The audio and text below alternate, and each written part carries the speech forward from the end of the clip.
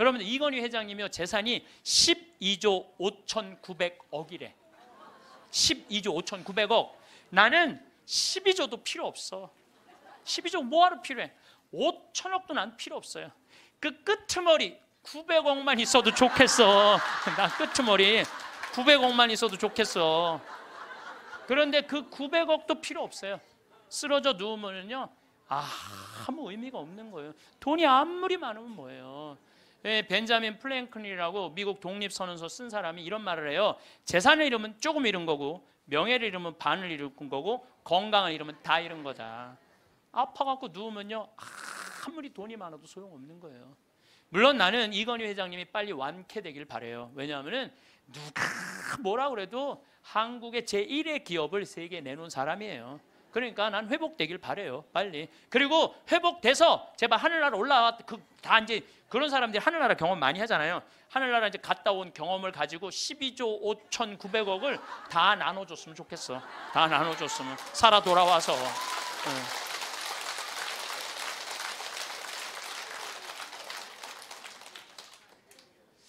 우리가요 인생은 땅 따먹기하고 똑같은 거예요. 여러분도 어렸을 때 땅 따먹기 해봤어요? 안 해봤어요? 해봤죠? 땅 따먹기. 동그라미 운동장 그리고 이렇게 신발 이렇게 돌려갖고 10원짜리로 3번 튀겨갖고 들어오면 내 땅, 못 들어오면 내 땅 아니고 막 그러다가 점점 땅이 좁아지는데 금이 닿으면 닿니 안 닿니 머리끄댕이 막 싸우고 그러잖아요. 해가 뉘엿뉘엿질 때 엄마가 데리러 나와요. 철수야, 영희야, 너 해졌다. 밥 먹으러 가자. 그럼 얘네들 중에 단 한 명도 엄마 나 이거 내가 오늘 오후 내내 딴 땅이니까 나 이거 파갖고 들어가면 안 돼? 그리고 학교 운동장 파갖고 들어가는 애들 있어요? 손 탁탁 털고 들어가요. 그게 인생이에요. 여러분들 처음에 시집 와갖고 사글세, 월세, 전세 18평, 25평, 40평까지 넓혀갔어. 그리고 40평 지하로 무덤으로 쥐고 가는 사람 있어요? 없어요? 손 탁탁 털고 들어가요. 손 탁탁 털고 들어갈 걸 그걸 왜 못 쓰고 벌벌벌벌 떠냐 이거야. 집 잡혀서 여행도 다니고 어려운 사람도 도와주고 맛있는 것도 사 먹고 그리고 즐겁게 살다가 죽으면 되지. 그걸 그냥 아까워갖고 뒷방에서 벌벌벌벌 떨다가 죽어. 아 신부님 빚 없는 사람 집 없는 사람 어떻게 하라고 맨날 집 잡히라. 걱정하지 말아라. 국가에서 용돈 나온다. 20만 원. 많은 분들이 이런 얘기해요. 신부님 10년 전에 이런 얘기를 해요. 내가 10년 전에 54,000원 나올 때 10년 전에 54,000원 나왔거든요. 할머니들 죽지 않고 조금만 버티면은 20만 원 나온다.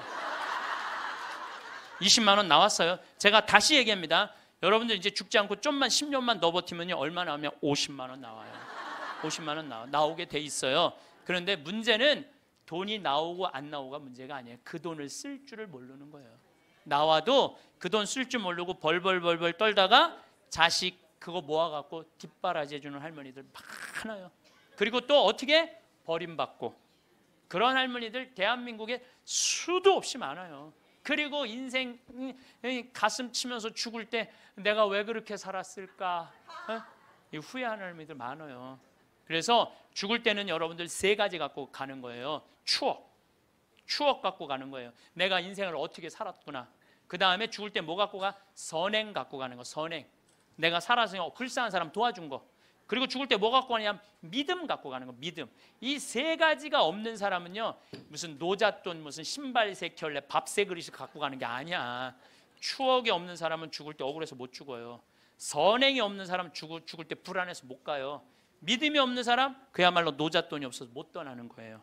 여러분들 막내까지 다 시집장가 보냈어. 마지막 신혼여행 떠나보내고 손님 다 보내고 부부가 저녁에 이렇게 차 한잔 마시면서 뭐라 그래요? 여보 우리 이제 죽어도 여한이 없다. 그러죠? 죽어도 여한이 없다. 할 도리 다 했으니까 사람은 세상에 살면서 사랑도 원도도 없이 해야 되고 도리도 해야 돼. 도리도. 또 60살 먹은 아줌마가 시집을 왔더니 남편이 노름하고 빚을 잔뜩 져놨어. 그래갖고 그 빚 갚는다고 토요일날 일요일날 놀아봤던 적이 없어. 뼈가 빠지게 일을 했어. 자식들 교육시킨다고 그 잘난 옷 한 번 백화점에서 사 입어봤던 적이 없어. 맨날 10,000원짜리 2,000원짜리 길에서 사 입었어. 친구들 뭐 무슨 유럽 여행 가느니 동남아 여행 가느니 그래도 니네들이나 갔다 오라 그러고 그 돈 가지고 빚 다 갚았어. 60살이 돼서 빚도 다 갚고 자식도 다 키워놨어. 돈도 어느 정도 생겼어. 그래갖고 나도 이제 남들처럼 한번 호강 한번 해봐야지. 그래갖고 이제 나가서 외식 한번 하면 먹으면 속이 미식거리네. 미식거리더니 급기야는 뒷목이 땡기는 거야. 그래서 이상하다. 소화제 먹어도 안 되니까 병원에 가보니까 위암 말기라는 거야. 그럼 여러분들 위암 말기 환자들이 뒷목이 땡겨요. 이상하게. 3개월밖에 당신 못 산다고. 그러면 이 60 먹은 아줌마 죽어요, 못 죽어요? 한번 호강 한번 해보려고 그랬더니 이제 한번 나도 남들처럼 여행도 다니고 맛있는 것도 사 먹으려고 그랬더니 나보러 죽으랜다고. 난 억울해서 못 죽는다고 그래. 사람은요, 이 세상에 태어나고 뭐를 해야 되냐면 호강을 해야 돼요. 행복해야 돼요. 이걸 못하면요, 죽을 때 한이 돼서 못 죽어요. 오늘도 황창현 신부님의 지혜의 말씀을 통해 여러분의 행복한 노후를 위한 해안을 얻어가시길 바랍니다. 라디오처럼 틀어놓고 들으셔도 됩니다. 영상이 마음에 드신다면 구독과 좋아요 부탁드립니다. 황창현 신부님의 행복 특강 지금 바로 시작하겠습니다.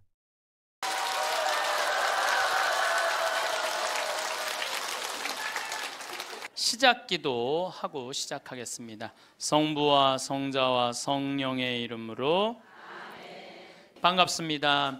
죽음에 대한 이야기를 심각하게 지금 하고 있습니다. 심각하게 하고 있는데 여러분들은 너무 재밌게 들어주셔서 감사합니다. 제가 20년 전에 평택 비전동 성당에 본당 신부를 할 때요. 이제는 남 경험이 아니라 제 경험입니다. 이제까지는 책에 나온 얘기, 유튜브에 나온 얘기인데 지금부터는 제 얘기를 하도록 하겠습니다. 1월 1일 날이에요. 1월 1일 날 미사가 다 끝나고 밤 10시입니다. 보통 미사 다 끝나고 신부가 자기 소파에 앉을 수 있는 시간이 밤 10시거든요. 밤 10시에 앉아서 음악을 듣고 있는데 그 늦은 밤에 초인종이 울렸어요. 사제관. 그래서 내가 나갔더니 엄마, 아빠, 딸 둘이 저를 찾아왔어요. 근데 처음 보는 사람들이에요. 처음 보는 사람들이라 세배를 이 늦은 시간에 1월 1일 날 세배를 왔나? 문을 열고 나갔더니 세배 온 사람들이 아니야. 모르는 사람들이니까 어떻게 성당을 오셨습니까? 그랬더니 자기들 입교하려고 왔다는 거예요. 그래서 내가 물었어요. 왜 하필 1월 1일 밤 10시에 입교를 하려고 그러느냐? 그 많은 새털 같은 날 놔두고 왜 1월 1일 날 입교를 하려고 그러냐? 사연이 있느냐? 그랬더니 사연이 있대. 무슨 사연이 있느냐? 그랬더니 자기 아버지가 살아생전에 그랬대요. 하느님을 믿느니 내 주먹을 믿어라. 천당, 지옥 이런 건 없다. 니네들 신부 목사들이 니네들 돈 울겨 먹으려고 겁주는 거다. 죽으면 끝나는 거지 무슨 천국 지옥이 있느냐? 성당에 나가면 다리 몽둥이 부러뜨릴 거다. 아주 철전 무신론자 할아버지였대요. 근데 이 할아버지가 12월 20일 날 죽은 거야.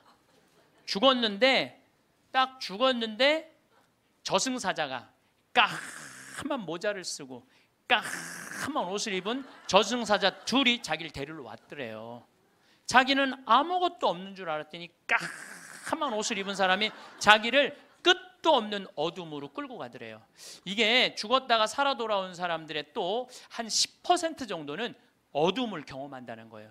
그 어둠은 상상할 수 없을 정도로 공포스럽대요. 왜? 여러분들 끝도 없는 깜깜한 어둠으로 끌려가면 여러분들 어떨 것 같아요? 무섭죠? 한번 상상을 해보세요. 끝도 없는 어둠. 누구는 빛으로 간다는데 끝도 없는 어둠으로 가면 어떻게? 그러니까 만약에 여러분들이 죽었는데 까만 걸 보면 끝난 거야. 여러분들 죽었는데 딱 까맸다. 그러면 이건 지옥이다. 이렇게 생각하면 돼요. 뭘 봐야 돼? 하얀 걸 봐야 돼요. 기도해야 돼. 하얀 빛 나는 세상의 빛이라는 하얀 걸 봐야 돼. 어쨌거나 이 할아버지는 끌려가면서 끝도 없는 어둠으로 끌려가면서 이 저승사자들한테 매달렸대요. 나는 살아 돌아가야 된다. 왜 살아 돌아가야 되느냐? 그랬더니 나는 내 자식이 지금 셋이 있는데 그 자식들한테 신앙생활을 못하게 했는데 저승이 없다고 그랬는데 이렇게 저승이 버젓이 있으니 어떻게 하면 좋으냐고. 그래갖고 이 아버지를 땅에다가 3일째 하관 땅에다 묻는데 관을 두들기더래요. 실질적으로 이건 제 경험을 얘기하는 거예요. 관을 두들기를 해.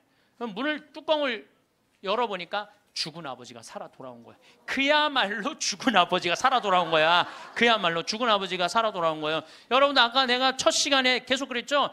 죽은 아버지가 살아 돌아오면 믿을 텐데, 그 죽은 아버지가 살아 돌아온 거야. 죽은 아버지가 살아 돌아와서 내가 죽었더니 저승이 있더라.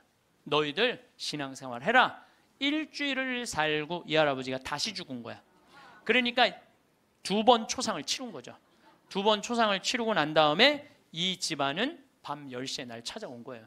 그래갖고 우리 교리반에 등록을 해서 열심히 교리를 받고 한 번도 안 빠졌어요. 이 집 식구들은 열심히 교리를 하고 세례를 준 집이 있어요. 예. 또 내가 신학생 때 내가 잊지도 못하는 사건이에요. 우리 2층 집, 그 집도 다 세례받은 집인데, 원래는 그 집은 절을 다녔어요. 절을 다녔는데 그분이 당뇨로 15년 동안 앓아 누웠어요. 근데 죽기 3일 전에 부인한테 그러더래요. 여보, 수녀님 좀 모시고 오라고. 그랬더니 아내가 그랬대요. 당신 죽을 때가 되니까 스님하고 수녀님을 구분하지 못하느냐고. 당신은 절에 다니기 때문에 스님을 모시고 와야 된다고. 아니라고. 수녀님을 모시고. 아래층, 그분이 정확하게 얘기하더래. 아래층 신학생 있는 그 성당에 수녀님을 모시고 오라고. 당신 도대체 왜 그러느냐고. 내가 조금 전에 환시를 봤는데 우리 집에 비행기가 한 대 와서 나보러 타라고 그래서 이게 하늘로 당신을 데리고 가는 비행기라고. 타보니까 신부님, 수녀님이 꽉 차 있더래. 수녀님이 딱 한 자리, 이게 당신 자리라고. 그런데 내가 깨어난 거야, 이 사람이. 근데 내가 어떻게 천주교로 귀의를 하지 않느냐고. 그래갖고 수녀님이 와갖고 교리하고. 이 집은 다 세례를 받았어요. 요즘은 또 나 그런 얘기 참 많이 들어요. 죽을 때 요새는 하느님이 좀 시대가 변해서 데려갈 때 비행기로 데려간대. 비행기로. 그런 얘기 정말 많이 들어요. 비행기로 데려간대. 그래서 비행기 타고 가는 사람들 많은가 봐. 하여튼 우리가 죽으면은 영혼이 여행을 떠나는 건 확실해요.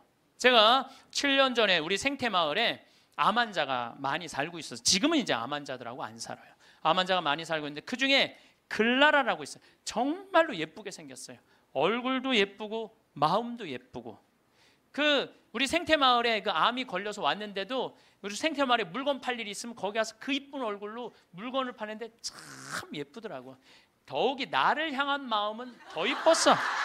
나를 향한 마음은 더 이뻤어. 근데 이 글라라가 폐암이 걸린 거야. 폐암이 걸려서 뼈까지 전이 된 상태에서 우리 집에 왔어요. 뼈까지 전이가 돼갖고 의사 선생님이 6개월밖에 못 산다는 거예요. 6개월.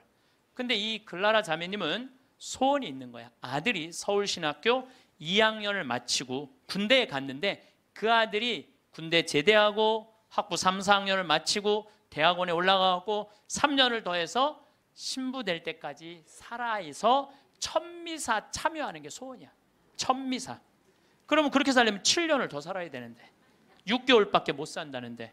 그래서 우리 황토 집에서 살아보자. 그래갖고 이제 황토 집 25평을 드렸어요. 그 그레고리오 형제님하고 글라라 자매님한테. 근데 기적같이 4년을 더 살았어요. 4년을. 서울대병원에서 당신은 살아있는 기적이라고. 온몸에 암세포가 있는데 이렇게 멀쩡한 거 보면 당신 기적 아니고는 설명이 안 된다고 맨날 의사 선생님이 그랬대요. 드디어 아들은 대학원까지 올라갔어요. 3년만 더 버티면은 드디어 아들 천미사를 볼 수 있는 거야. 그런데 그 더 이상 못 견디더라고요. 머리까지 암이 전이가 되니까 그 이쁜 얼굴에 눈을 막 떠는데 내 가슴이 떨리는 거야. 왜 그러느냐 하면은 이제 살 날이 얼마 남지 않았구나. 그걸 보니까 너무 가슴이 아프더라고요. 결국은 일산 암센터로 갔어요. 내가 너무너무 사랑하는 가족들이니까 내가 찾아갔죠. 근데 그 글라라가, 죽음을 얼마 앞둔 글라라가 그 이쁜 얼굴로 나를 환하게 웃으면서 신부님 저 이제 죽는 거 하나도 안 무서워요. 그래서 왜요? 그랬더니 저 얼마 전에 죽어봤어요.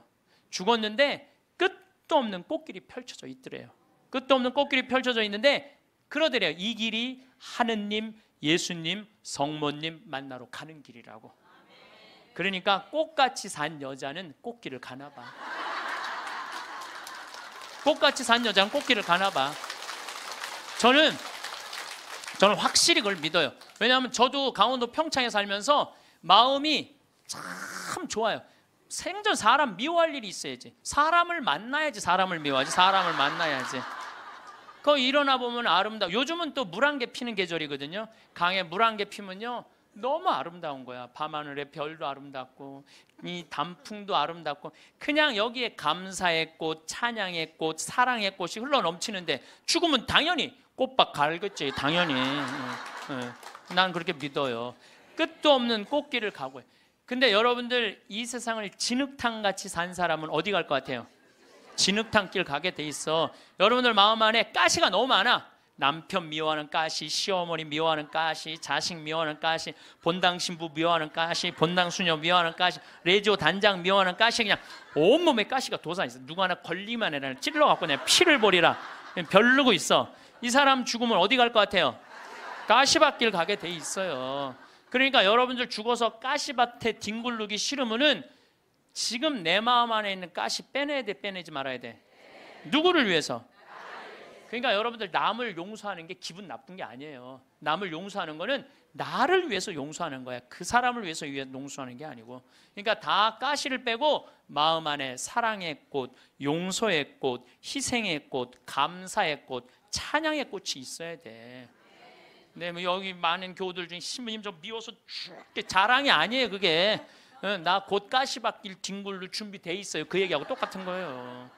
끝도 없는 꽃길이 펼쳐져 있더래요. 너무 행복하더래요. 근데 이 집 첫째 아들이 신학생이고 둘째 아들이 안드레아라는 아이인데 그 딸이 또 하나 있어요. 근데 이 둘째가 너무너무 괜찮은 애야. 엄마 아빠는 우리 생태마을에 와서 4년을 살았지. 이 형은 신학교 들어가 있지. 여동생 밥을 고등학생, 수험생 얘가 다 해주는 거야. 대학생이 자기 대학 다니면서. 또 내가 서울교구 서울 이 강남에 사는데 서울 금본당에 강의 오고 물건 팔러 오면은 또 신부님 오신다고 그 젊은 남자아이가 와서 물건 다 파는 거야. 그리고 야 밥 사줄게 그러니 신부님 동생 밥 해줘야 돼. 그리고 얼마나 괜찮은 애예요. 근데 얘가 군대 가서 뭘 배웠냐면 심폐소생술을 배워둔 거야. 엄마가 이제 자다가 죽은 거야. 자다가 죽어서 이제 남편도 엄마 이제 죽었다 다 포기를 했는데 얘는 포기를 안 한 거야. 심폐소생. 엄마는 꽃길을 가고 있는데 이놈은 죽지 말라고 심폐소생술 한 거야. 살려낸 거야. 살려냈어요. 네. 살려내갖고 엄마가 살아난 상태에서 내가 한 번 더 본 거죠. 그래서 이제 병원에 이제 간 거니까. 그래서 글라라 자매가 그러더라고요. 신부님 저 이제 죽는 거 하나도 무섭지 않아요. 이게 주님께로 가는 영광스러운 길이 바로 죽음이에요. 그러더라고요. 네. 그래서 내가 글라라 씨한테 그랬어요. 글라라 이제 걱정하지 마라. 아들 천미사는 내가 하늘이 두 쪽이 나도 내가 땅에서 참여하고 글라라는 하늘에서 참여하고 그렇게 하자. 그리고 한 달 후에 글라라는 세상을 떠났어요. 그런데 그 아들이 이번에 서품을 받았어요. 그런데 문제는 그 아들 서품 받을 때 나는 하와이 해외 강의 중이었어요. 내가 하늘이 두 쪽이나도 참여하겠다고 그러는데 금요일 날 이제 서품식이 있는데 금요일 날 내가 고민을 했어요. 다음은 사이판 강의인데 어떻게 할까? 이게 내가 약속을 하긴 해야 되는데 하늘이 두 쪽이나도 내가 참여하겠다면 분명히 하늘에서 지켜볼 텐데 내가 하늘을 안 믿으면은 내가 그냥 껴먹을 약속을 껴먹어도 되는데 분명히 하늘나라에서 지켜볼 텐데 그 이쁜 글라라가 볼 텐데 그래서 내가 사이판 강의 옆에 한 두세 시간 가면 그걸 포기를 하고 다시 새벽에 한국에 들어왔어요. 새벽에 한국에 들어와서 평창에 들어갔다가 다시 새벽에 주일날 가서 천미사를 참여를 했어요. 천미사를 참여를 했는데 어쩜 그렇게 아들도 잘나놨는지 엄마가 이쁘니까 아들도 그렇게 잘났더라고요. 미사를 봉헌하는데 너무 잘하는 거야. 정말 첫 미사 엄마를 위해서 난 봉헌하는 것 같더라고 느낌이. 그래서 뭐 나는 수원교구 신부니까 뭐 우리 서울교구 교우들 있고 신부님들 와 있는데 뭐 나는 뭐 잘 알지도 못하니까 하늘에다 대고 얘기했어요. 글라라 아들 정말로 잘나서 하느님한테 정말 잘 봉헌했다. 어쩜 저렇게 미사를 잘 봉헌하고 말도 나보다 어쩜 더 잘해. 내가 계속 글라라고 얘기했어요. 나 이제 천미사 참여했다. 나 약속 지켰다. 그리고 다음 날 내가 사이판으로 다시 갔어요. 근데 그 안드레아라는 동생이 미국 유학 중인데 형 서품식이니까 들어왔어. 사이판 갔다가 다시 만났어요. 내가 안드레한테 물어봤어요. 내가 너 요즘 네 강의를 한다. 네가 엄마 살려낸 강의 하는데 너 엄마 정말 살려낸 거 맞냐? 이렇게 자기가 정말 살려낸 거 맞다는 거예요. 우리가 죽는 걸로 끝나는 게 아니에요. 하늘나라로 꽃길로 여행을 떠나는 거예요. 여러분들 이제 죽는 거 싫어요, 좋아요? 이제 진짜 좋아요? 좋아해야 돼. 우리 그리스도인이 죽는 걸 싫어하면 안 돼. 그래도 죽는 게 싫어. 그래도 살아있는 게 나아. 왜 여러분들 죽는 게 싫은 줄 아세요? 생이별 때문에 그래요. 첫 번째 죽는 게 싫은 건 두려움. 죽음 이후에 어떤 세상이 펼쳐질지 희미하게 아니까. 그러니까 죽는 게 두려워. 두 번째 죽는 게 두려운 이유는 생이별 때문에 그래요. 죽음은 더 이상 사랑하는 남편 볼 수 없잖아. 죽음은 더 이상 사랑하는 아내 볼 수 없고, 아무리 천당을 간다고 해도 이별 아니에요. 사랑하는 자식 볼 수 없고 사랑하는 부모 볼 수 없는 거예요. 지난 봄에 내 친한 동창 신부 아버지가 돌아가셨어요. 근데 나는 그 신부하고도 친하지만 그 아버지하고도 참 친했어요. 그 아버지가 얼마나 나를 좋아했느냐면은 안중분인데 요맘때만 되면 쌀을 쪄서 햅쌀을 갖고 평창까지 갖고 오시는 거예요. 그래갖고 신부님이 새쌀, 햅쌀 먹으라고. 그렇게 친했던 아버지가 나하고 또 똑같이 위암도 같이 걸렸어. 그 같은 시기에. 근데 그분은 3기, 나는 1기. 그래서 나는 뭐 아무 문제가 없었는데 3기인데 안 되겠더라고요. 그래서 이제 84살에 돌아가신 거, 이번 봄에. 근데 이렇게 이제 관에 누워 계신 걸 보니까 우리 아버지도 84살이거든요. 아버지도 84살이니까 우리 아버지도 이제 세상을 떠날 날이 얼마 남지 않았구나, 이런 생각이 드는 거예요. 나도 아버지하고 이별할 날이 얼마 남지 않았다는 생각을 하니까 갑자기 슬프더라고. 이별을 해야 된다는 생각에. 내가 아버지를 정말 좋아하거든요. 참 잘생겼어요, 우리 아버지. 잘생겼거든요, 아버지가. 참 잘생겼어요. 그리고 아주 선비 같고 보면 아주 기분이 좋아요. 근데 이 좋은 아버지하고 이별해야 된다니까 슬프더라고. 그래서 내가 그때부터 나하고 약속한 게 있어. 한 달에 한 번 아버지하고 반드시 밥을 먹으리라. 그래서 아무리 바빠도 수원 근처에 강의 가면은 전화를 해갖고 아버지하고 밥을 먹어요. 그래서 내가 아버지 보면서 이제 그 얘기는 안 하죠. 아버지 죽을 날이 얼마 남지 않아서 밥 먹는다, 그 얘기는 내가 안 해요. 아버지 죽을 날이 얼마 남지 않아서 밥 먹는다, 그런 얘기는 안 해도 이렇게 보면서 내가 이 아버지랑 자주 밥 먹어야지. 앞으로 봄은 얼마나 보나. 1년에 그래봤자 12번밖에 더 먹어요. 여러분 그렇지 않아요? 늙으신 부모님들. 내가 기껏 봐야 얼마나 보겠어. 20년밖에 더 보겠어, 아버지? 그러다 아버지가 100살에 돌아가셨어. 그러면 난 슬프지 않을 거라는 거예요. 그때는 떠나보낼 수 있어요. 살 만큼 살면 떠나보낼 수 있어요. 이번에 그 성심원이라는 보육시설이 있어요, 우리 수지에. 근데 거기에 상설자 수녀님이 김마리아 막달레나라는 수녀님인데 99살에 돌아가셨어요. 99살에. 며칠 전에 우리가 장례미사 갔는데 수녀님이 평생 1400명의 아이들을 길러낸 거야.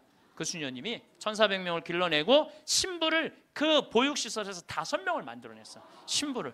그 수녀님이 최대의 업적인 것 같아, 내가 보기에는. 그리고 그 수녀님은 나이를 먹으면 먹을수록 이쁜 얼굴이었어요. 참 예뻤어요. 그 수녀님 아는 분들은 제가 무슨 말을 하는 줄 알아. 근데 99살에 우리가 돌아가시기 전에 백수미사도 해드렸거든. 백수미사도 해드리고. 근데 이제 이렇게 수녀님 누워 계신 걸 보면서 참 멋있게 살다 가니까 하나도 안 슬픈 거예요. 하느님한테 갔구나, 이런 생각을 하니까. 사람은 그렇게 가야 돼요. 우리 아버지가 100살까지 살다가 행복하게 하면 난 행복하게 떠나보낼 수 있다, 이거 아버지. 떠나보낼 수 있어요. 그런데 이번에 세월호에서 죽은 애들, 피지도 못한 꽃이 죽으면 가슴이 아파요, 안 아파요? 얘네들 때문에 왜 아픈지 알아요, 여러분들? 얘네들 엄마들 생각을 해봐. 밥 한 번 더 차려주고 싶고, 한 번 더 쓰다듬어 주고 싶고, 장가도 보내고 싶고, 시집도 보내고 싶고, 쑥쑥 자라고 웃는 모습 하나만 봐도 너무 예쁘고 좋은데 이젠 더 이상 아무리 밥을 차려주고 싶어도 차려줄 수도 없고, 아무리 같이 손잡고 여행을 가고 싶어도 갈 수가 없는 거예요. 내가 아무리 세월호에서 죽은 아이들 천당 접수했다고 이야기한들 이 엄마들한테 위로가 될까요? 이별이 그래서 슬픈 거예요. 사랑을 마저 하지 못했기 때문에. 여러분들 사랑 마저, 이제 좀 사랑 좀 하려고 그랬는데 죽으면 아파요, 안 아파요? 그래서 저는 사랑도 나중에 하지 말아라. 사랑도 언제 해라? 지금 해라. 죽고 난 다음에 울며 불며 통곡하지 말고. 여러분들 주위에 있는 사람들 어떻게 다 소중한 사람들이에요. 지금 사랑해야 돼. 나중에 사랑. 그 어떤 아버지가 단식하고 막 그러면서 그 아이한테 해주지 못한 게 너무 가슴 아프다고 그러잖아요. 죽고 난 다음에 후회하지 말라는 거예요. 옆에 지금 얼마나 소중한 사람들이 있는데 그 소중한 사람들한테 함부로 대하냐 이거예요. 내가 본당 신부할 때도 60살 먹은 엄마가 죽었어. 40살 된 놈이 와갖고 울며불며, 생전 찾아오지도 않던 놈, 뭐 4년 5년 한 번도 안 찾아온 놈이 울며불며 이런 말해요. 왜 죽느냐고, 조금만 더 살면 내가 효도할 텐데. 그 자식은요, 엄마 80에 죽어도 그때 와서 뭐라 그래? 왜 벌써 죽느냐, 좀만 살아도 내가 효도할 텐데. 지금 효도하지 못하는 자식은요, 나중에 절대 효도 못합니다. 여기 지금 60, 70 되신 분들, 지금 40, 50 된 자식들 나중에 효도할 것 같아요? 점점 못합니다. 지금 못하는 자식은 나중에도 못하는 거예요. 그러니까 여기 지금 40, 50 되신 분들, 30 되신 분들, 내가 부모님한테 나중에 효도해야지, 어린 반푼어치도 없어요. 지금 하지 못하면 나중에도 못하는 거예요. 사랑도 마찬가지고 지금 해야 돼. 죽고 나서 울며불며 아이고 불쌍해서 어떻게 해, 사랑도 마저 못했는데, 그러지 말라는 거예요. 그래서 이별이 슬픈 거예요. 10년 전에 내 동창 신부가 전화를 했어. 밤에, 창현아 우리 성당에 와서 장례 미사 좀 해달라는 거예요. 야, 본당 신부가 넌데 왜 내가 니네 장례 미사를 하냐. 그랬더니 자기는 도저히 눈물이 나서 장례 미사를 못 하겠다는 거예요. 왜? 고등학교 2학년 여학생, 자기를 너무나 따르던 여학생인데 미사 해설도 하고 독서도 하던 아이인데 백혈병에 걸려서 죽었다는 거예요. 백혈병에 걸려서 죽어서 그 집에 갔는데, 초상집에 갔는데 그렇게 눈물이 나더래요. 그 아이의 모습을 보고. 그래서 이 신부가 이제 저녁에 집에 와서 고민을 한 거야. 아니 그 사진만 봐도 눈물이 나는데 장례 미사 할 때 자기는 끝까지 할 자신이 없더래요. 그래서 나한테 전화를 한 거야. 네가 좀 해줬으면, 아무 상관없는 네가 와서 좀 해줬으면 좋겠다는 거예요. 그래? 그럼 내가 가서 해줄게. 갔어요. 갔더니 정말 꽃같이 생겼더라고. 예쁘게 생겼어. 그걸 엄마 아빠가 맨 앞에서 보니 안 울어요. 처음부터 울기 시작해요. 또 수녀님이 옆에 위로한다고 옆에 앉아있던 수녀님도 그냥 같이 울고, 성당 같이 학생활동하던 애들도 울고, 그걸 보니까 교우들도 울면 계속 울잖아. 다 우는, 옆에 신부 울고 다 우는 거야. 나만 안 울고, 내가 끝까지 했어. 나만 안 울고. 이 피지 못한 꽃이 죽을 때 우리는요 슬픈 거예요. 나는 이번에 그 유병원 씨가 처음에 내가 한 100억 정도 해갖고 보상해주겠다. 나는 그 말이 얼마나 화가 나는지 몰라요. 왜냐하면요, 거기 죽은 아이 중에 2명은 예비 신학생이야. 신학교 가려고 그랬던 애들이 우리 교회 안에도 있었어요. 그리고 거기 보니까 그림 잘 그리는 애들도 있고, 거기에 무한한 가능성, 돈으로 따질 수가 없는 거예요. 돈으로 따질 수 없는 꽃을 꺾은 거야. 그럼 책임을 지고 죽어야지. 그게 뭐야? 도망 다니다가 이것도 아니고 저것도 아니고, 산 것도 아니고 죽은 것도 아니고. 이 정말로 화가 나요. 화가 나. 그걸 보면은요, 얼마나 소중한 아이들인데 우리들이, 이 어른들이 걔네들 앞에 창피한 거예요. 지금 어른들이 그 아이들한테 창피한 거. 이거 나는 그때 물론 그 유병원 씨도 나쁘다고 생각하지만 나도 반성 많이 했어요. 난 도대체 뭘 교우들한테 가르친 거야? 내가 못 살았기 때문에 저 아이들이 죽었지 않았나, 이런 생각 들더라니까요. 우리 모두의 잘못이죠. 피지 못한 꽃. 그리고 또 장례미사 할 때 언제 이 아프냐 하면은 30살, 40살 된 엄마가 폐암, 위암, 유방암 걸려갖고 3살, 5살, 8살짜리 낳아놓고 애들이 소복 입고 앉아있는 거 쳐다보고 있으면요 가슴이 아파요. 이 엄마는 뭘 못한 거야? 도리를 못한 거야. 부모로서의 도리를 해야 되는데 부모로서 도리를 못한 거야. 부모로서 애들은 적어도 시집장가 보내고 죽어야 될 거 아니야. 근데 그냥 중간에 그냥 그렇게 병으로 죽으면 걔네들은 어떻게 하라고. 내가 봉사활동에 여기 교우들 아마 봉사활동하는 교우들 많을 거야. 그렇죠? 근데 하는 게 너무 힘들어. 지겨워. 근데 예수님 십자가 어디 갔어? 예수님 십자가. 예수님이 얼마나 고통스러웠을까? 저거 따라서 그 지겨운 그 봉사활동을 십자가 생각하고 계속해. 기쁨이 하나도 없어. 그런 분들 나한테 상담하면 내가 뭐라는 줄 알아요? 당장 관두라고 그래요. 예수님 십자가 생각하고 계속 하지 말라고. 그런 사람들이 나중에 열받으면 예수님 다시 십자가 못 박을 사람들이에요. 못 박을 사람들. 그런 사람들이 못 박아요. 되게 기쁨이 없는 사람들이 나중에 그 공동체를 다 깨요. 뭐든지 기뻐서 해야 돼. 뭐든지 즐거워서 해야 돼. 내가 기쁘지 않고 즐겁지 않으면요 나중에 죽을 때 한이 되는 거예요. 저는 이번에 아프리카 여름에 7, 8월 달에 아프리카하고 남미를 갔어요. 말로는 봉사, 선교로 갔는데 내가 비행기를 105시간을 탔어. 105시간. 그러니까 5일 동안 비행기를 탄 거 5일 동안 하늘에 떠 있었어. 그것도 비즈니스도 아니고 이코노미로만. 근데요, 많은 사람들은 다 그래요. 신부님 힘들지 않느냐고. 근데 저는요, 하나도 안 힘들어요. 너무 좋아요. 내가 막 교우들 만나러 가고 아프리카 가는 게 뭐 아프리카까지 가는데 26시간 비행기를 타야 돼요. 여기서. 그런데도 하나도 지겹지도 않고 너무 좋아. 비행기 안에 있으면서 글 쓰고, 이번에 이제 그 비행기 안에서 5일 동안 아무도 나를 건드리지 않잖아. 여기 있으면 그냥 온 사람이 날 건드리는데 비행기 안에서는 아무도 날 안 건드리거든. 그럼 5일 동안 그 책 쓴 거 그거 갖고 이제 원고로 이제 책을 이번에 내요. 그리고 나는 비행기 타면 즐길 줄을 알아요. 밤 비행기 타면요, 여러분들한테만 내가 가르쳐 드리는 거야. 밤 비행기를 타면은요, 비행기 표를 창가를 꼭 끊으세요. 창가. 그것도 날개에 끊으면 안 되고 맨 뒤에 꼭 꼬리 쪽에 끊으세요. 꼬리 쪽에. 그래갖고 비행기가 하늘에 올라가면요, 깜깜할 때 창문을 열어보세요. 별이요, 아래로 쫙 보여요. 별이 위로 보이는 게 아니라 아래로 쫙 보여요. 별똥별이 아래에서 쫙쫙 떨어질 때요, 별똥별이 하룻밤에 2만 개가 떨어지니까 창문 열면 여러분들은 아무 때나 볼 수 있어요. 얼마나 환상적인지 몰라요. 근데 잘 모르고 날개에다 끊으면 그 유도등 때문에 아무것도 안 보여요. 그래서 내가 맨 끝에 끊으라는 거예요. 뭐 비즈니스 끊으면 더 좋지. 비즈니스는 날개 앞이니까 잘 보이죠. 근데 거기 너무 비싸니까 날개 끝에 끊어갖고 가면은요, 시간 가는 줄 몰라요. 글 읽고 책 쓰고 졸리면 자고 좋아서 하는 일이니까 힘들지가 않은 거예요. 그러니까 우리 인간은 살면서요, 즐거워야 돼. 근데 호강을 못하고 죽는 사람들이 괴로운 거야. 그래서 저는 여러분들한테 삶을 좀 즐겨라. 청승 좀 떨지 말아라. 제발. 돈 있는 사람이든 없는 사람이나 다 똑같아. 돈 있는 사람, 돈 없는 사람이나. 왜 그 좋은 데를 죽기 전에 가요? 지금 가면 안 돼? 지금 가세요. 지금 여행은 가슴이 떨릴 때 가야지 다리가 떨릴 때 가면 안 된다니까요. 그걸 죽기 전에는 다리 떨려서 못 간다니까요. 죽기 전에 가지 말고 지금 가세요. 내가 오늘 강의를 딱 왔는데 여기 이제 여기 명동성당 아주 이제 잘 해놨어. 보니까 아주 잘 해놨어. 아주 속이 후련해. 사람이 이제 모일 수 있는 장소도 있고 커피 마실 수 있는 장소도 있고 위도 아주 잘 해놨어.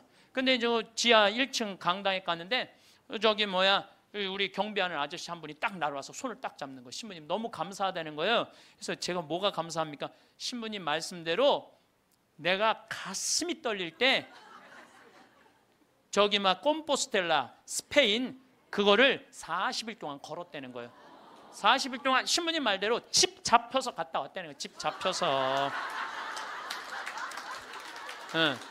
그런데 자기가 은혜를 너무 많이 받았다는 거. 은혜를 너무 많이 받았다는 거. 내가 이게 이스라엘 성지를 이렇게 가면서 그 학생 하나가, 그 아이 잊지 못하는 아이가 있어요. 학생 하나가 딱 이 나를 만났는데 얘가 나를 어떻게 쳐다보느냐면 흰 눈동자 95%, 까만 눈동자 5% 뜨고 쳐다보더라고요. 왜냐하면은 너 때문에 내가 끌려왔다 이거야. 네가 성지순례 쑥덕거려서 엄마 아빠가 가면서 얘를 강제로 끌고 온 거야. 강제로 끌고 온 거야. 그러니까 나를 흰 눈동자 95%, 까만 눈동자 5% 쳐다보는 거죠. 근데 얘가 성지순례를 하는 첫날부터 눈이 아주 도끼가 있더니 이틀째, 3일째 예수님이 걸어간 길을 걸으면서 예수님을 만나더라고요. 예수님을 만나다. 일주일 때는 눈빛이 완전히 모세의 눈빛이 됐어. 관상의 눈빛이다. 관상의 눈빛이. 근데 얘가 성지순례하고 한 달 후에 나한테 편지를 했어요. 신부님, 저 가슴이 뜨거워서 어떻게 주체할 수가 없어요. 하느님이 내 안에 살아 움직여서 자기가 어떻게 할 수가 없다는 거예요. 근데 며칠 전에 내가 서천이라는 곳에 강의를 갔는데 그쪽 분이에요. 엄마 아빠가 왔어. 신부님, 걔가 워낙 똑똑한 애거든요. 공부를 잘했던 애야. 근데 화학과를 갔는데 자기는 길을 못 찾아갖고 공부하는 게 싫다는 거야. 근데 얘가 지금 학교를 관두고 의대 공부를 한다는 거예요. 그래서 이제 내가 그랬거든. 나 지금 아프리카 봉사 가니까 의사가 돼갖고 좀 공부 좀 해라고. 근데 얘 공부하는 거예요. 이게요, 사람이요, 성지를 한번 갔다 오면요, 죽으면은 제일 좋은 건 죽으면 인생이 바뀌어. 죽어봐야 철이 드는데 죽는 건 좀 어려우니까 어떻게? 성지를 갔다 오는 게 좋아. 그러니까 여러분들 죽기 전에 가지 말고 언제가? 지금 가세요. 무슨 돈으로? 집 잡혀서 가라. 집 잡혀서. 응. 집 잡혀서 가라. 예. 여러분들 집 갖고 갈 거예요? 집 두고 갈 거예요. 두고 갈 집을 그렇게 벌벌벌 떨면서 이러지도 못하고 저러지도 못하는 분들 보면 너무 가슴이 아파요. 마침 기도 바치겠습니다.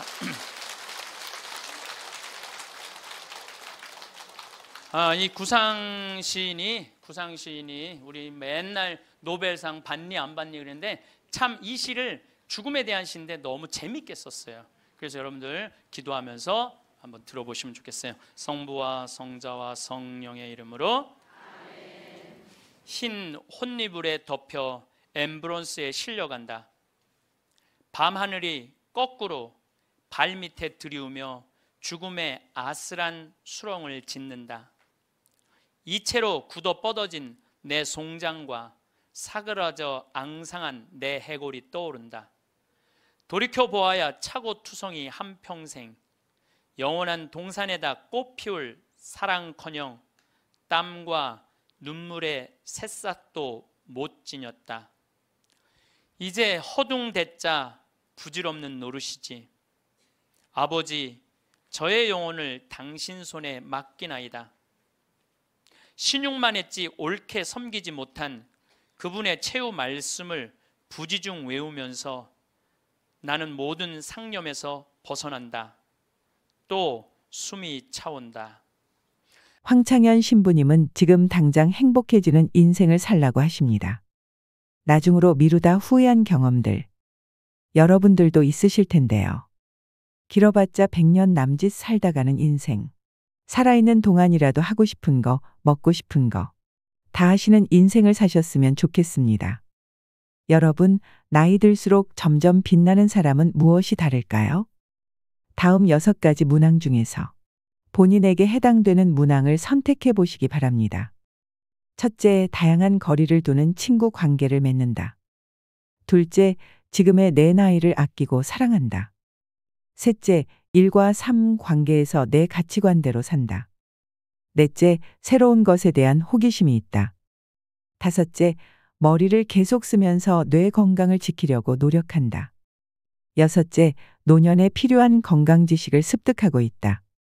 이 중에서 모두 해당되시는 분들도 또 몇 가지만 해당되시는 분들도 계실 텐데요. 살다 보면 나도 이제 나이가 들었구나 느껴지는 순간이 있습니다. 나이살 때문에 얇은 옷을 입는 게 부담될 때, 계단을 오를 때마다 숨이 헉헉 차오를 때 등 난데없이 찾아온 신체적 변화가 당혹스럽긴 해도 흐르는 세월 앞에선 속수무책일 뿐입니다. 배우 김혜자님은 이렇게 말합니다. 젊은 사람들은 노년을 안쓰럽게 바라보지만 나이 들어보면 그리 싫지만은 않아요. 아프다가 재밌고 외롭지만 설레죠. 그녀의 말처럼 늙는다는 것은 단순히 심약한 노인으로 끝나는 게 아니라 더 농익은 지혜로 새로운 삶을 찾아 나아가는 여정이 아닐까 싶습니다. 이처럼 세월의 흐름은 누구에게나 찾아오고 시간은 우리를 한 곳에 머무르도록 두지 않습니다. 그런데 나이가 들었다고 관조하며 다 내려놓은 듯 무기력하게 나이 듦을 받아들여야 할까요? 현재의 나이와 상관없이 나이 듦의 가장 중요한 것은 나답게 사는 것이라는 생각이 드는데요. 내가 보낸 오늘 하루가 어땠는지, 오늘의 나는 어제의 나보다 괜찮았는지 살펴보기를 미루지 않는다면 나답게 나이 드는 일도 어려운 일만은 아닐 것입니다. 그래서 오늘은 나답게 나이 드는 즐거움이라는 책을 바탕으로 나이 들수록 점점 빛나는 사람 특징 6가지에 대해 말씀드리겠습니다.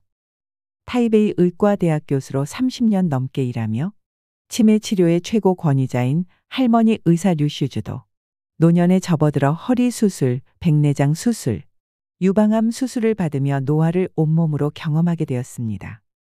이후 의사 시절 40년 가까이 노년이야 특히 치매에 대한 연구를 바탕으로 신체와 정신 건강을 높이고 노화를 늦추는 세심한 가이드를 만들었는데요. 오늘의 영상을 끝까지 시청하셔서 나이 들매 가치를 깨닫고 하루하루를 귀하게 사는 법을 배우셨으면 좋겠습니다. 자유롭고 우아한 노년을 위한 할머니 의사의 건강 조언, 인생 조언, 지금 바로 시작하겠습니다. 나이 들수록 점점 빛나는 사람 특징 첫 번째는 자유롭고 독립적인 노후를 보냅니다. 중년 이후 혼자 사는 즐거움. 노인에게 건강하다는 것은 아무런 병에 걸리지 않는 것이 아니라 질병과 잘 공존하는 것입니다. 예컨대 고혈압 등의 만성질환이 악화하지 않게 잘 조절하면서 좋은 신체 컨디션을 유지하는 것처럼 말이죠. 노년에 건강하려면 젊을 때부터 균형 있는 식사와 규칙적인 신체 및 두뇌 운동, 그리고 밤을 새우지 않는 것처럼 몸을 피곤하지 않게 하는 노력이 필요합니다. 고립되지 않도록 느슨하더라도 인간관계를 유지하는 것 또한 필요한데요. 목적이 취미든 봉사활동이든 신앙이든 상관없습니다. 노년층을 대상으로 하는 지방 공공기관이나 지역 대학의 다양한 커리큘럼을 활용하는 것도 추천합니다. 눈높이에 맞는 새로운 공부 주제를 찾을 수 있을 뿐더러 새로운 친구도 사귈 수 있습니다. 나이가 들면 부모님이 안 계시고 형제들은 마찬가지로 늙고 자식은 한창 먹고 살기 바쁘지요. 이때 가장 필요한 사람이 바로 친구입니다. 혼자 살더라도 외롭지 않도록 해주는 존재인데요. 오래된 친구도 좋지만 새로운 친구도 사귀어야 생각의 폭을 넓히고 새로운 시각을 가질 수 있습니다. 태도가 노년의 삶을 결정한다. 일반적으로 나이 든 사람들은 남들이 비교적 늙었다고 생각하는 반면 자신은 비교적 젊게 느끼며 실제 나이보다 수세 살 이상 적다고 생각한다고 하는데요. 영국에서 진행한 장기 노화에 관한 연구에서 평균 연령 66세의 지역 주민 약 6,500명을 대상으로 당신은 자신이 몇 살이라고 생각하나요? 라는 설문을 실시했더니 70%가 자신을 실제 나이보다 최소 3살 정도 젊다고 생각했고 25%가 실제 나이와 비슷하다고 생각했습니다. 놀라운 점은 스스로 늙었다고 생각하는 사람의 사망률이 41% 높았고 심혈관 질환의 발병률도 높다는 사실을 발견했습니다. 이것으로 볼 때 스스로 젊다고 생각하는 것은 기분을 좋게 만들 뿐만 아니라 향후 사망률도 감소시킬 것으로 예상할 수 있는데요. 이러한 사람들은 강인한 성격과 자신감으로 노년의 삶에 당당히 직면하고 평소에도 자신과 마찬가지로 스스로 젊다고 생각하는 사람들과 주로 어울릴 가능성이 큽니다. 누구에게나 장수의 기회가 주어지는 것이 아니기에 늙을 때까지 살 수 있다는 자체가 행복이라 할 수 있습니다. 나이가 들면 비록 외모가 바뀌고 체력이 약해지고 만성질환에 걸리고 친구들이 하나둘 떠나가지만 동시에 인생의 경험과 지혜가 풍부해지고 새로운 것을 배우거나 제2의 인생을 펼칠 수 있습니다. 노년도 계속해서 성장해가는 과정입니다. 인생은 봄에 밭을 갈고 여름에 작물을 심고 가을에 수확하고 겨울에 저장하는 사계절과 같습니다. 젊은 시절에 노력해서 일구어온 것들을 나이가 들면서 축적하는 것이지요. 무병장수만을 꿈꾸기보다 병에 걸리면 적극적으로 치료하고 병에 걸리지 않았으면 건강한 생활 습관을 유지하면서 최상의 컨디션으로 활기차게 살아가면 됩니다. 따라서 젊을 때 노년을 긍정적으로 생각한다면 저절로 늘 성장하고 건강하며 활기찬 노년의 길로 접어들게 될 것이고 부정적으로 생각한다면 원치 않는 결과를 초래할 것입니다. 결국 여러분이 노년의 삶을 보는 태도가 여러분 노년을 결정한다고 할 수 있습니다. 나이 들수록 점점 빛나는 사람 특징 두 번째는 일과 삶 관계에서 편안함을 찾습니다. 매일 실천하는 6가지 루틴. 잠들기 전 항상 컴퓨터 파일을 열어 매일 해야 하는 6가지 항목이 적힌 리스트에 한두 마디 메모를 적어 넣은 뒤 편안하게 잠자리에 들곤 합니다. 6가지 항목은 운동하기, 지식 쌓기, 나를 사랑하기, 남을 돕기, 해야 할 일 하기, 그리고 감사하기입니다. 운동하기는 최소 40분 걷기, 지식 쌓기는 주로 책을 읽는 것으로 대체합니다. 이로써 몸과 두뇌를 건강하게 만들 수 있다는 만족감이 듭니다. 나를 사랑하기는 맛있는 건 먹기로, 남을 돕기는 칭찬하기로 실천합니다. 이 두 가지는 대인관계에서 윤활제 같은 역할을 합니다. 마지막으로 감사하기는 대중교통에서 자리를 양보받을 때 실천합니다. 은퇴란 직장에서 은퇴한 것을 뜻하는 것이지 삶을 은퇴한 것이 아닙니다. 때문에 저절로 눈이 떠질 때까지 늘어지게 자고 되는 대로 불규칙적으로 사는 것이 아니라 자신의 리듬에 맞는 건강한 삶을 새로 계획해야 합니다. 6가지 항목 중 내가 가장 중요하게 생각하는 것은 감사하기입니다. 인생을 살아가면서 종종 일이 뜻대로 되지 않거나 꼴 보기 싫은 사람을 마주치게 되는데 이럴 때 생기는 부정적인 감정을 스스로 증폭시켜 오히려 세상의 다른 아름다움을 못 보고 지나치는 경우가 있습니다. 매 순간 긍정적인 면을 보고 긍정적으로 생각하는 습관을 기른다면 감사하는 마음이 자연스레 생겨납니다. 기다려야 할 때와 기다리지 말아야 할 때. 중년 이후 기다림이라는 것은 치료의 일환일 때가 있습니다. 가끔은 아무것도 하지 않고 기다리기만 하는 것이 치료의 한 방법일 때가 있는데 바로 관찰입니다. 96세인 할머니 한 분이 집에서 넘어졌는데 눈에 보이는 외상은 없었지만 넘어지면서 벽에 머리를 부딪혔습니다. 가족들이 응급실로 모셔와 뇌 CT를 찍어보니 1.7cm 두께의 경뇌막하 출혈이 보였고 의료진은 당일 발생한 출혈이 아니라 이미 한동안 출혈이 있었다고 판단했습니다. 가족들은 어머니가 이미 연세가 많은 데다 수술하려면 전신 마취를 해야 하는 점을 걱정하면서 일단 지켜보고 외래 진료를 통해 추적 검사를 하는 방향으로 결정했습니다. 2달 후 다시 CT 검사를 해보니 출혈이 모두 사라진 것이 발견됐습니다. 이처럼 기다림은 병을 진단할 때도 중요한 역할을 하며 병증이 명확하지 않을 때 더욱 지켜볼 필요가 있습니다. 예를 들어 파킨슨병 환자들은 처음에는 다른 증상 없이 단지 걷는 속도가 조금 느려집니다. 걸음이 느려지는 이유는 다양한데 나이가 들면서 관절이나 척추의 질환이 생겼을 수도 있습니다. 이처럼 기다려야 할 때 차분하게 기다리는 건 그리 어렵지 않습니다. 다만 기다리지 말아야 할 때를 알아채고 곧바로 행동을 취하는 것이 어렵습니다. 그러나 기다리든 기다리지 않든 그 선택에 대한 책임을 남에게 돌리지 말아야 합니다. 경험을 통해 배우고 자신에게 알려줘야 합니다. 나이 들수록 점점 빛나는 사람 특징 3번째는 새로운 것에 대해 호기심을 갖습니다. 인생은 언제나 도전이 필요해. 2017년 7월 애플에서 매년 개최하는 세계 개발자 회의에 노년의 한 일본인 여성이 등장해 시선을 끌었습니다.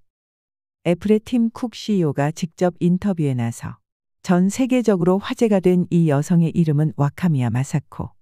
당시 만 82세였던 그녀는 세계 최고령 앱 개발자이자 노인들의 스티브 잡스로 세상에 소개됩니다.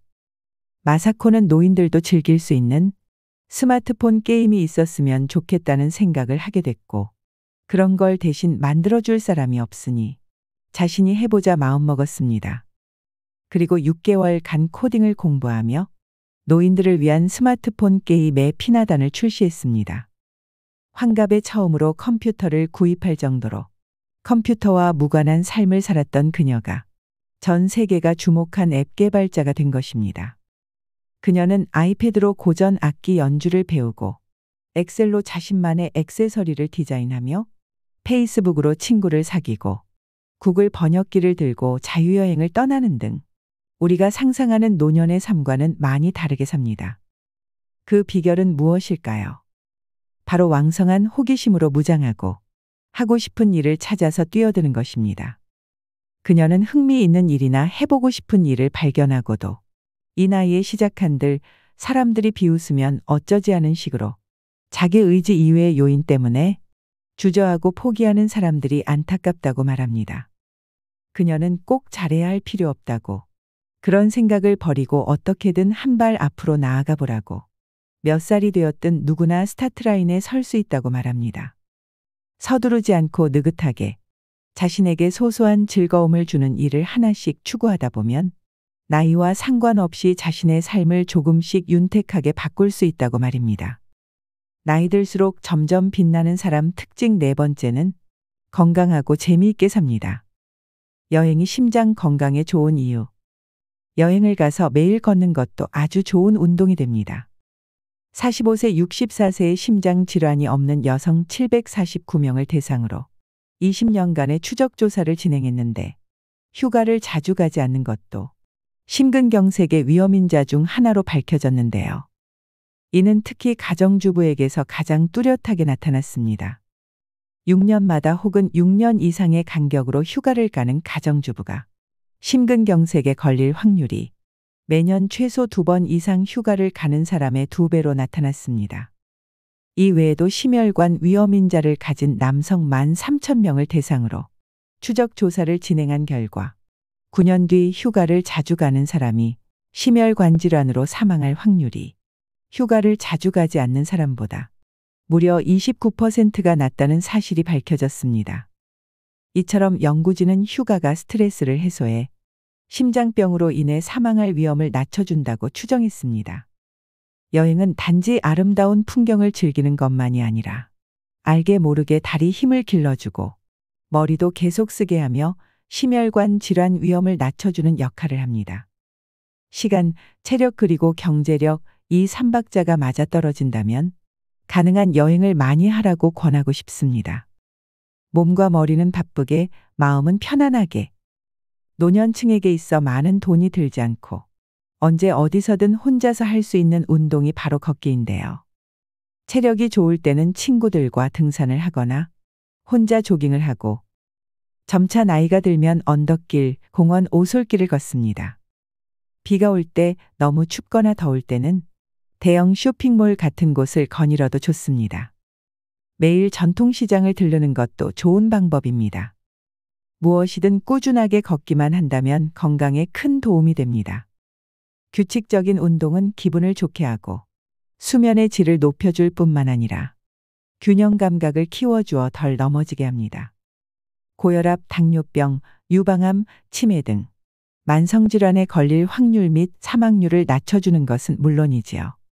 신체 활동을 거의 하지 않는 사람이 하루 15분이라도 꾸준히 운동하면 사망률이 14% 낮아져 수명 또한 3년 늘어나는 것으로 나타났습니다. 구체적으로 어떤 운동을 하면 좋을지 모르겠다는 사람들이 있는데요. 사실 저마다의 취향과 편의성 그리고 경제력에 따라 자신에게 가장 적합한 운동을 선택하면 됩니다. 운동을 일상생활의 일부분으로 삼아야 꾸준히 지속할 수 있고 효과도 있기 때문입니다. 걷기, 유산소 운동, 스트레칭, 근력 운동, 자전거 타기, 계단 오르기 등 6가지 운동이 사망률을 7에서 22% 줄이는데 효과가 있었습니다. 이것으로 볼 때 걷기가 얼마나 간단하면서도 효과적인 운동인지 알 수 있습니다. 나이 들수록 점점 빛나는 사람 특징 5번째는 머리를 많이 쓰고 많이 움직이고 사람들과 교류를 많이 합니다. 즐거운 식사가 치매를 막는다. 치매를 완벽하게 예방할 수는 없지만 의학문헌에서는 머리를 많이 쓰고 많이 움직이며 집안일을 많이 하고 사람들과 교류를 많이 하면 치매에 걸릴 위험을 낮출 수 있다고 말합니다. 은퇴한 노인들이 자녀의 결혼과 배우자와의 사별로 집에서 혼자 식사를 하거나 간단하게 외식을 하는 경우가 점점 많아지고 있는데요. 노년에는 되도록 가족이나 친구, 가깝게 지내는 지인과 함께 식사하는 것을 추천합니다. 차려지는 음식이 다양해질 뿐만 아니라 웃고 이야기하면서 서로 음식을 권하면서 자기도 모르게 골고루 많이 먹게 됩니다.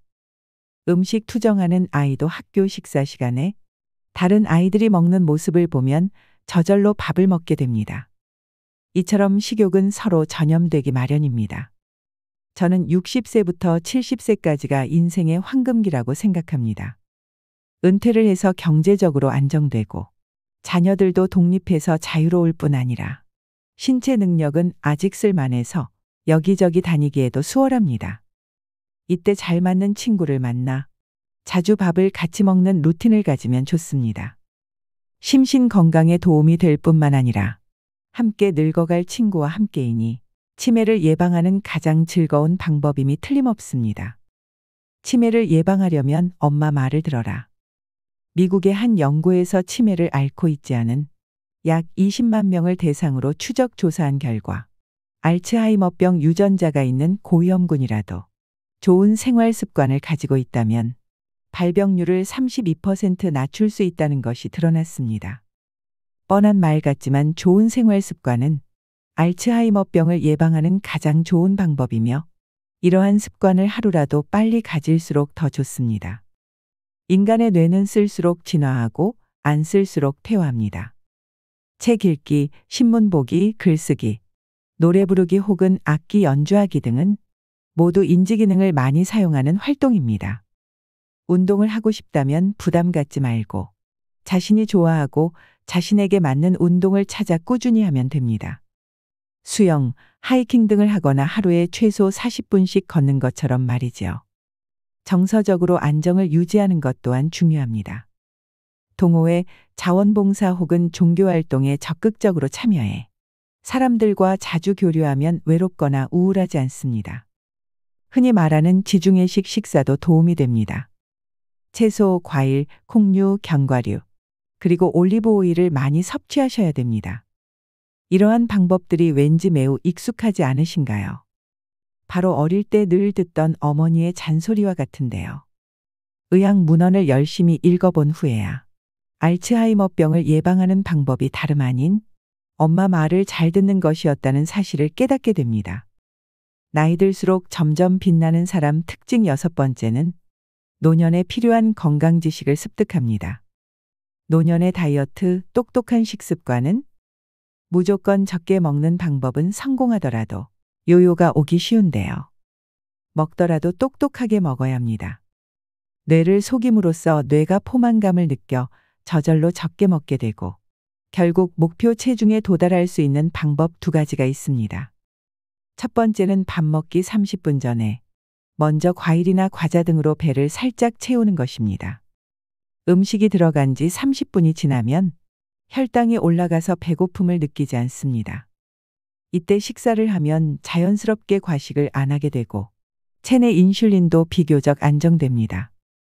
어릴 때 어른들이 늘 하던 밥 먹기 전에 군것질하지 말아라는 말과 완전히 상반되는 팁인데요.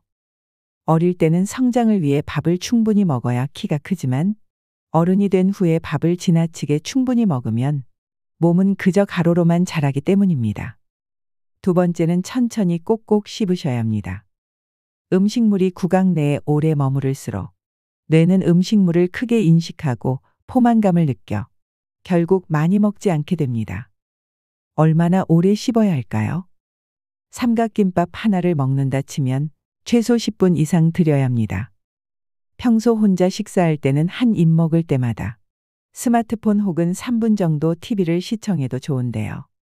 이렇게 식사 시간을 늘리는 것이 전통적인 식사 방법은 아니지만 꽤 효과적인 방법입니다.